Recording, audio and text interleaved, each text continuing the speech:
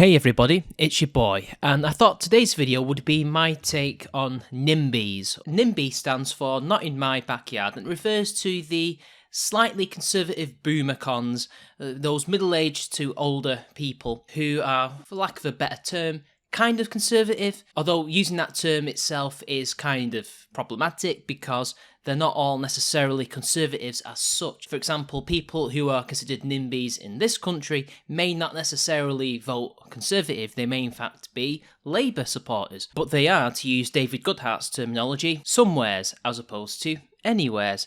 They're people who are rooted in their communities, in their countries.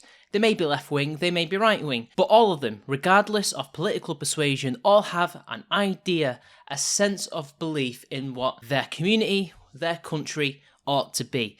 And that means that, let's say for example something new comes along, the saying always goes, not in my backyard, and that could refer to literally anything. It could refer to immigration. We're going to raise the number of immigrants, says Liz Truss recently. What will NIMBY say? Not in my backyard. Fracking will be allowed in your local area in Michigan, for example. Not in my backyard. These people are usually middle class. That is, of course, the stereotype. They are the typical Little Englanders, types of people who live in middle America. And I myself have reservations about those people being of the working class.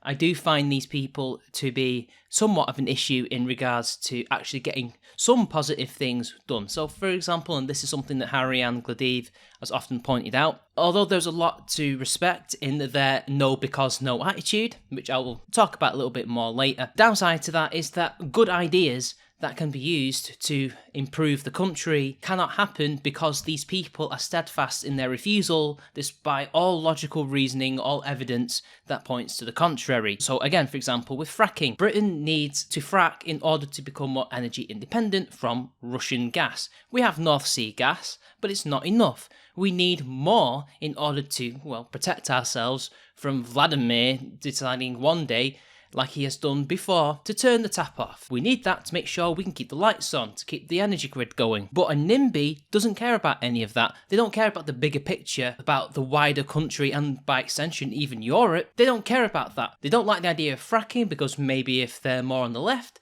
they don't like anything to do with pollution and gas and stuff like that and want more greener technology. Or if they're on the right, much like the left, they like the environment, they like to conserve things, for example. In that regard, there's actually a lot of crossover between environmentalism in both sides. And they don't want anything to be changed. They don't want their little village to have new houses, for example, or a new road being built somewhere. They don't want anything like that. Even if the damage may not be that big, even though the village may not change that much, they want it to remain exactly as it is because no is no. No more reasoning needs to be given, not in their backyard. And that type of attitude can even be seen in government. There are, of course, MPs, there are politicians out there in the world who also have this attitude. And when urgent reform is needed in order to correct some issue within a country's laws, these people, much like, say, Cato the Elder, for example, in ancient Rome, they will stamp their feet, they will block,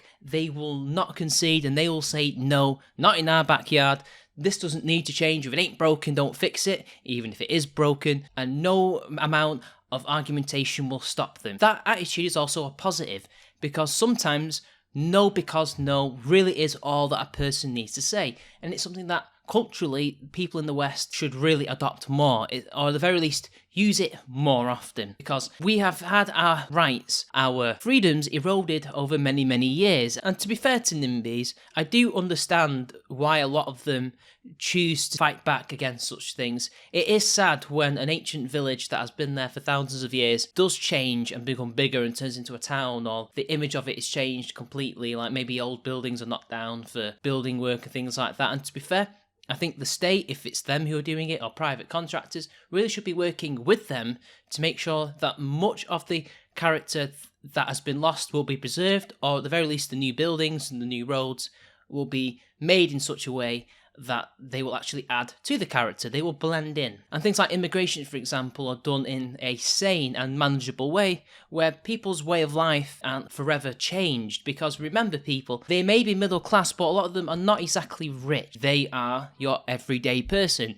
And these are the people, alongside the working class, who have to deal with a lot of the real life for a lot of the legislation and laws that have been enacted over the past couple of years in regards to net zero, green policies, mass immigration, things like that. I do believe that these people can be harnessed to some extent to get what we want, and I do think we can learn from them to have a little bit more grit and steel, just be a bit more open. These people have no problem with saying their opinion. They don't care. They don't care about your cancel culture. They don't care about your opinion. They don't want it in their backyard, and you're not going to put it in their backyard. I don't hate them, but I don't like them either. I think, like every group of people, they have their strengths, they have their weaknesses. They are what they are. I don't think we're ever going to change them. These types of people have always existed. They always will exist.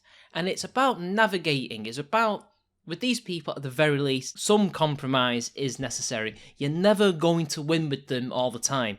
You're going to have to figure out interesting ways to get around their backyard. As long as they are kept relatively docile, as long as they are kept happy to some extent, although these people are rarely ever happy about anything, then you can be sure that something can be done that they will not obstruct. But if they are riled up, if they are angry, if they are used by certain political forces in the world, then they can be quite a potent weapon. And after all, it is these types of people that, if it weren't for them, there probably wouldn't have been a Brexit. It was them and the working classes coming together to give 17 million fuck-offs to the EU. We owe a lot to NIMBYs, although we also owe a lot of bad to them also. To be honest, I don't think they deserve all the hate, but I also don't think they should be overly praised either because of the issues, their attitude to life, their voting patterns, for example. NIMBYs, especially if they vote Conservative and Labour in this country, or Republican and Democrat in America, or in France it might be Front National,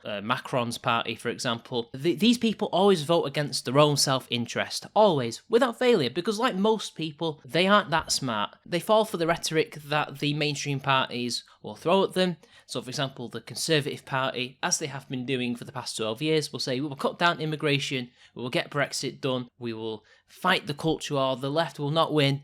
And then what do? They become the left and enact even more leftist policies and continue the downward spiral. And yet these people constantly fall for it. Sure, small numbers are beginning to wake up, but it's not enough. But that is almost a separate topic in and of itself, and I think maybe could be a video at some point. So anyway, I'm going to end it there. NIMBYs, they're not all bad, but they're not all good either. They are what they are, and I think people like Carrie-Anne should be careful about being too anti-NIMBY, but at the same time, I think other people should be wary about being too pro-NIMBY, because these people aren't based. Just like the working class are not based. You don't really have groups that are based, you really more have individuals that are based. But then again, the word based has lost its meaning. Common sense is now based, apparently. But anyway, it's been your boy, until next time, I'll see you all later.